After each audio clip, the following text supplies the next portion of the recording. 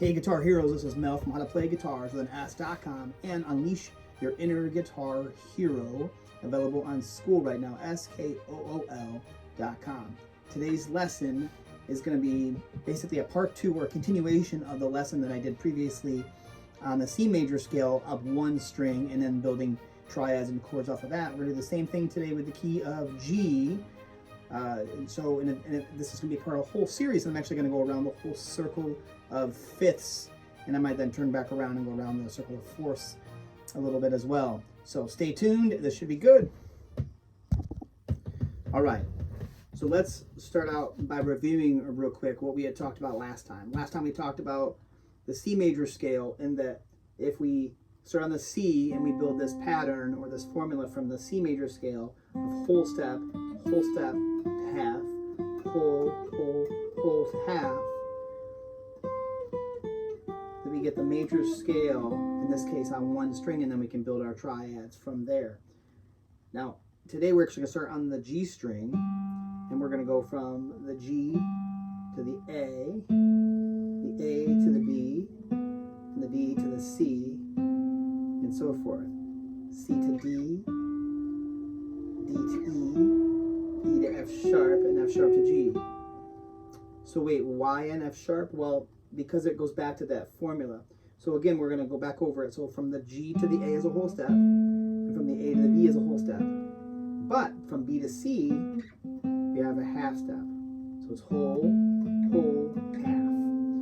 And then we have another whole step from C to D, another whole step from D to E, and then we need one more whole step. Now normally E to F would be the next set of notes like in the C major scale, but we need another whole step because now we started on the G note.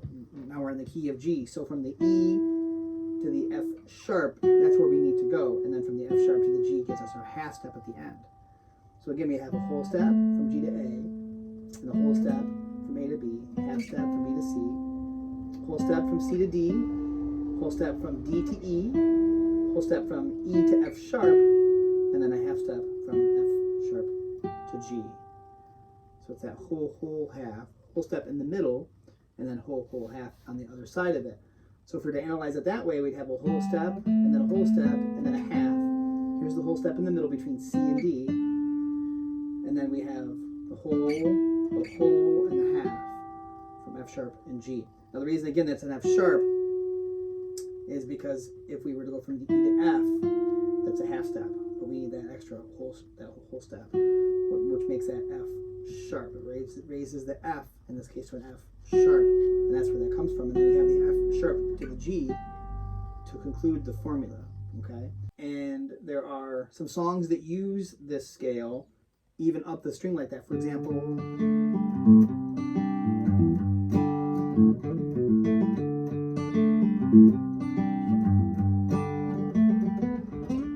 okay, so that's using that scale up that little line. And on the electric, I normally bend that. That's how they play it on the recording. And I have a video that that I'll also provide a link for that I did previously that showed the intro to that song. And then we can also maybe at some point I'll also do a full-length video that will show the remainder of the song, the solos, and everything else that I hadn't talked about already. So regardless, we have that G scale again from the G to the A, and A to B, and B to C, C to D, and then D to E, and then E to F sharp, and F sharp to G. Now in terms of fingering, you can finger it like this, or you can, there's lots of different ways. Lots of different ways to finger that. I generally think about the position that I'm in and try to at least get 3 or 4 fingers on each little position, and then slide. And that kind of minimizes the amount of movement that I have to make. I mean, you can certainly try on every finger to go up. That's a good practice. You get a lot of squeaking going on with that, but so there's lots of different ways you can do that. Okay, the next thing is we're going to build the chords, the triads, to start out with. Now, triads again are just 3-note chords that all of your major and minor chords that you're currently using are derived from. Okay, so we would start on the G and we would skip the A and we would go to the B. All right. But we can't play G and B at the same time. So we're going to start with 5th fret on the D string. So on the D string, we have the notes D, E, there's an F sharp again, and then G. Okay? So from the G, we're going to start from that G and then build the next note in the chord to the B note, which is the 3rd, G, A, B, or root, 2nd, 3rd, skip the 4th, and then go to the 5th. I've already started showing you a little bit of a full position pattern right there, and then there'll also be a video about that here shortly. So there's our first chord, G and B. Let's just go from actually just G to B right now. Just do it in thirds, just the first set of thirds. G to B, it's a major third, and then A to C is a minor third, and then we go up to the scale to the B. B to D is a minor third, and then C to E is a major third, D to F sharp is a major third, E to G is a minor third, F sharp to A is a minor third, and then obviously G to B is a major third. Now this G and B up here is the same thing we had here, just an octave higher. Okay? Then we're going to put another note on top of that to give us the 5th of each chord. So we have G to B as the major third, and then B to D is a minor third. So go back and watch that other video, the C major scale. You'll find out that I told you in that video that when you're building triads like this, it's always going to alternate between a major triad, or actually a major third and a minor third. So G to B is a major third, B to D is a minor third. But then when I have A to C is a minor third, C to E is a major third, B to D is a minor third, D to F sharp is a major third, C to E is a major third, but E to G is a minor third, D to F sharp is a major third, F sharp to A is a minor third, E to G is a minor third, but G to B is a major third. This is the tricky one. This is the diminished arpeggio. From F sharp to A is a minor third, and from A to C is also a minor third, and then from G to B is a major third, and from B to D is a minor third. So the diminished is always minor thirds stacked on top of each other, especially the truest sense of what a diminished chord is. Now right now we're just dealing with the triads. We get into the 7ths. In the major key there's a half diminished, and in the minor key there's a fully diminished. But I don't want to get into that now. That'd be for a later video. But I want you to just start to build those chords and start to understand, you know, the major third to the minor third.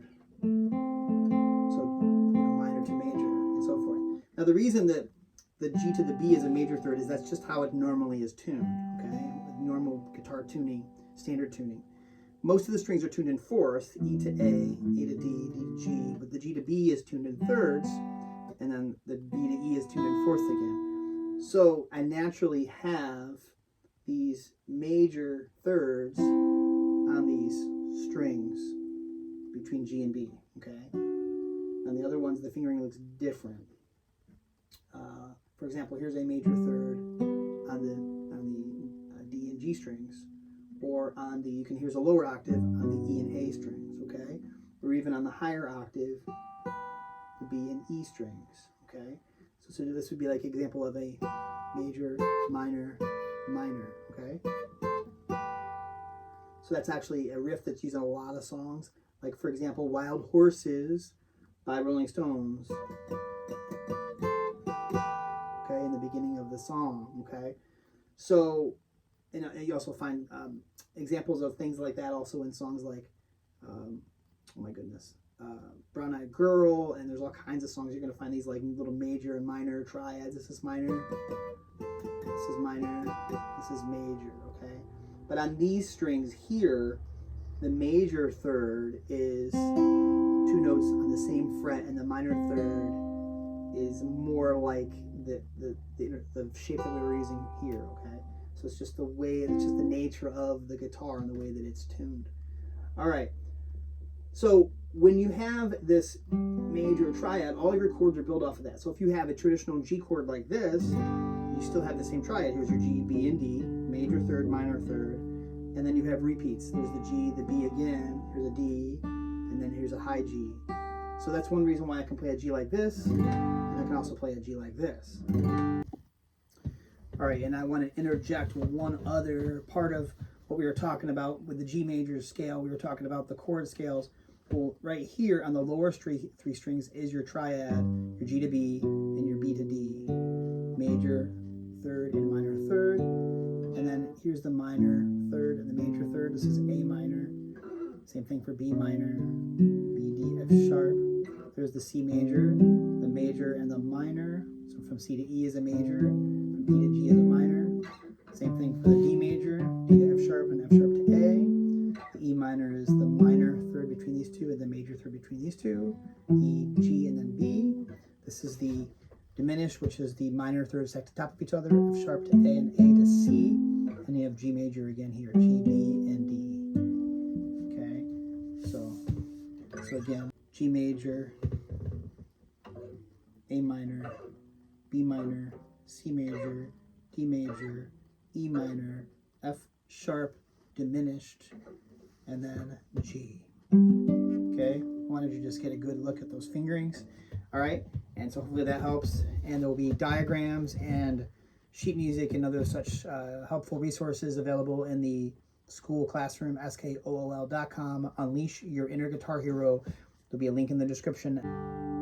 So once you understand how these triads work, another thing to start doing is to start going up what's called the chord scale and say, okay, that's G, or you can do the bar chord, G, A minor, B minor, C major, D major, E minor. Now the F sharp diminished is a little trickier. Again, that's going to be a whole other lesson, because I said in the major there's a minor 7 flat 5, and then in the minor key there's a fully diminished. Again, we'll do that at a later time. But I want you to start understanding some of those triads and how they work up and down the neck, and that will influence your ability to learn songs faster and to improvise faster, and it'll just make you a more overall better player and a more educated, more knowledgeable player. So I hope you enjoy that. There's lots of more song tutorials that I'm going to be doing as well. And like I said, there's lots of songs in the key of G this would relate to, like Wild Horses by the Rolling Stones, or Brown Eyed Girl by Van Morrison, or Sweet Home Alabama by Leonard Skinner. There's lots of songs in the key of G that you can explore some of these sounds and some of these ideas that we just talked about today. So I hope you enjoyed that. This is Mel from howtoplayguitars.s.com and Unleash Your Inner Guitar Hero, available on school right now, skool.com. I'll see you there.